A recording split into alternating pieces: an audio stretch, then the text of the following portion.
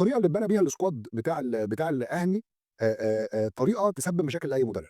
كلنا اشتغلنا في التدريب، كابتن هاني عارف وانا عارف بشكل كويس جدا.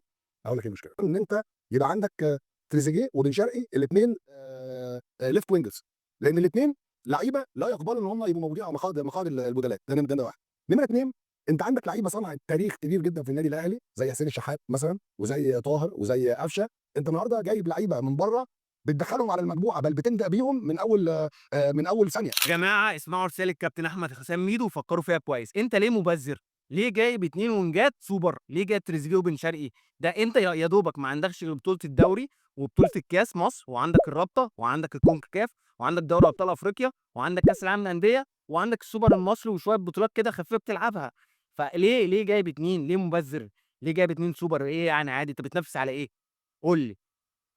تمام، دي حاجة. طب تاني حاجة، ليه بقى جايب عندك طاهر وعندك قفشة وعندك حسين الشحات، لعيبة صنعوا لك بطولات، ليه بقى رايح تجيب محمد علي بن رمضان وتجيب زيزو وتجيب شوية لعيبة عليهم؟ إيه ما ينفعش وتدخّلهم كده من أول مباراة؟ علّموا من كابتن أحمد حسام ميدو كيف تُبنى الفرق، أنتم ما شفتوش تجربته في مصر المقاصة عاملة إزاي؟